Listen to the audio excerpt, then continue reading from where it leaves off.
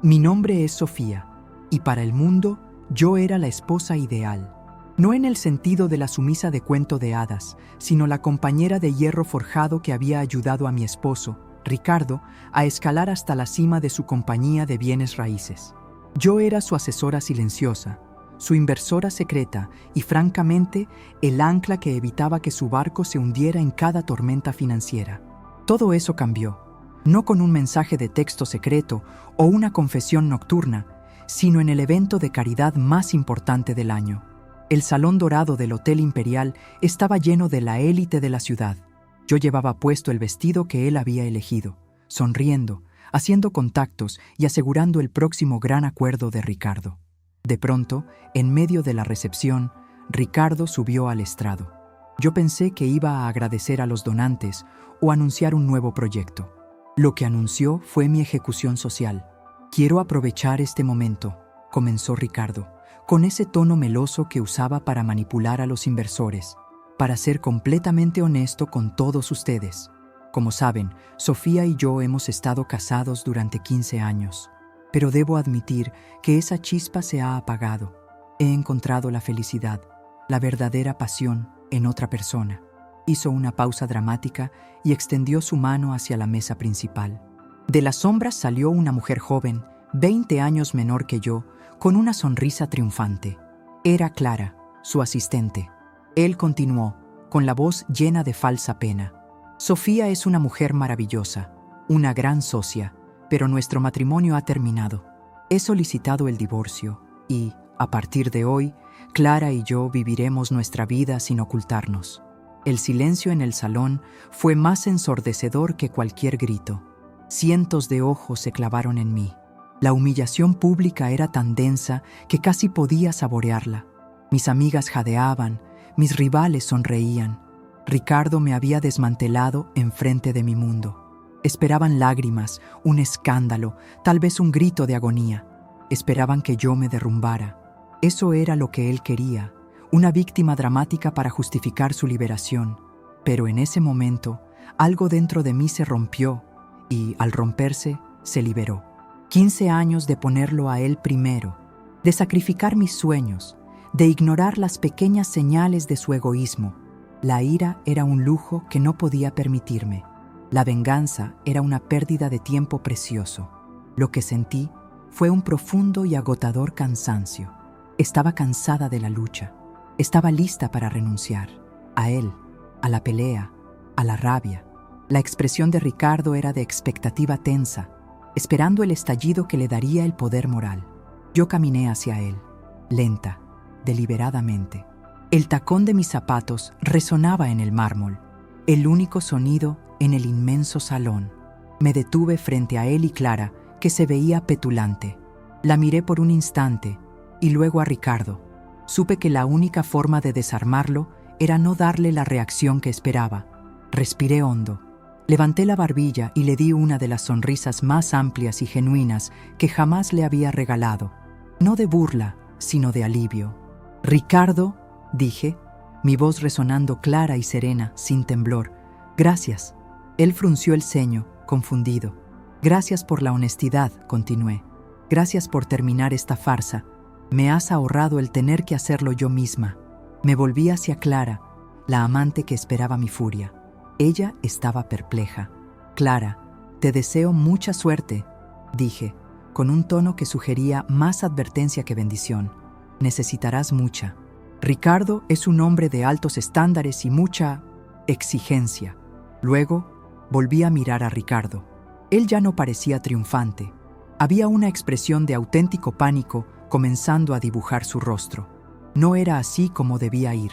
Él me había robado el escenario y yo acababa de devolvérselo con una bomba emocional. «Me retiro, Ricardo», dije. «He solicitado la separación legal esta mañana. Espero que tengas a tu abogado listo, porque el acuerdo prenupcial es muy claro sobre la división de bienes y mi parte en la compañía».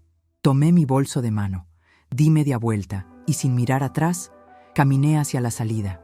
La gente se apartaba, no por la humillación, sino por el respeto atónito de una mujer que acababa de renunciar a la guerra y, al hacerlo, ganó la paz. Dejé a Ricardo en el estrado, con su amante a su lado, completamente eclipsado por el vacío de mi partida. Se suponía que él era el héroe liberado, pero mi inesperada calma y mi retirada inmediata lo habían convertido en un hombre que acababa de cometer un error irreparable ante cientos de testigos sin que yo derramara una sola lágrima. Mi venganza no fue un plan, fue la simple y radical elección de mi propia felicidad. La guerra había terminado para mí antes de que él pudiera siquiera disparar su primer tiro. Él había querido una pelea. Yo le di el silencio. La noche de la humillación pública, la escena que dejé atrás fue de caos. Al día siguiente, los periódicos no hablaban del nuevo romance de Ricardo, sino de la despedida de Sofía y el pánico del magnate. Había anticipado la simpatía, pero no el respeto. Mi calma había proyectado una fuerza que ni yo sabía que poseía.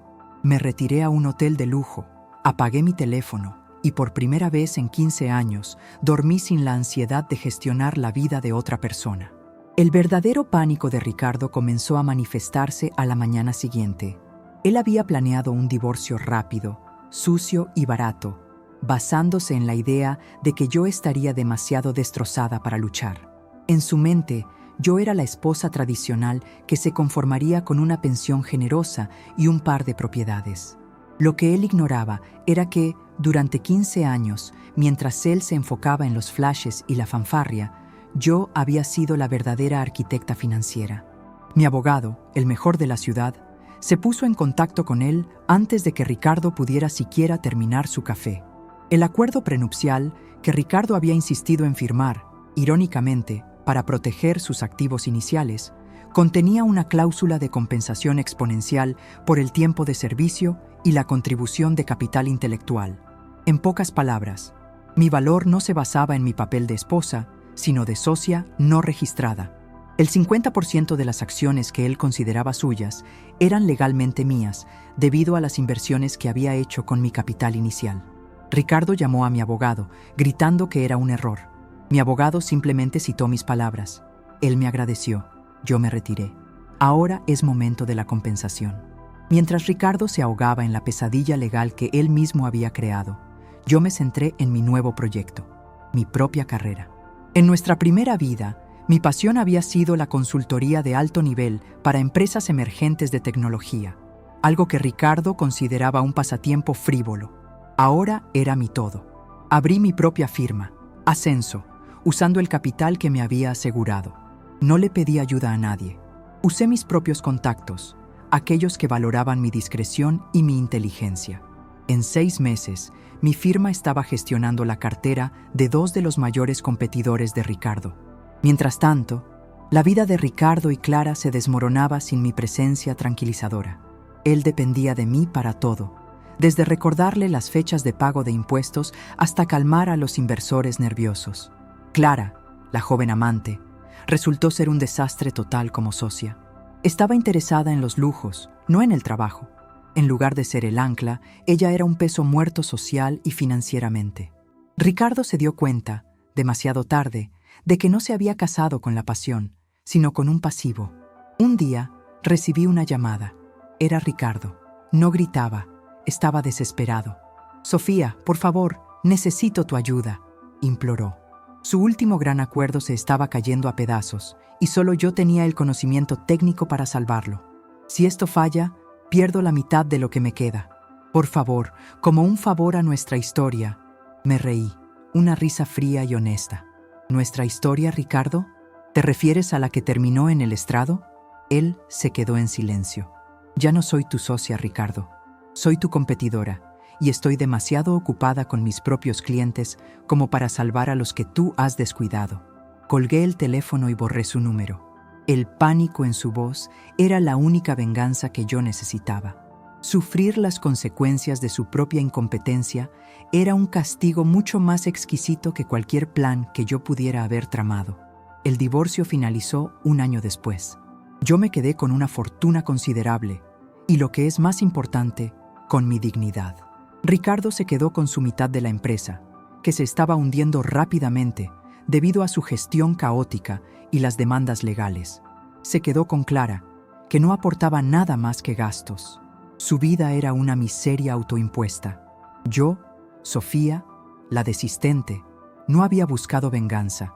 Yo había buscado la paz y la había encontrado en mi escritorio, firmando contratos multimillonarios para mí misma. Mi retiro silencioso lo había desarmado y mi ascenso profesional lo había arruinado. La sonrisa que le di esa noche en el Salón Dorado no fue de dolor, sino de genuino agradecimiento. Él me había liberado.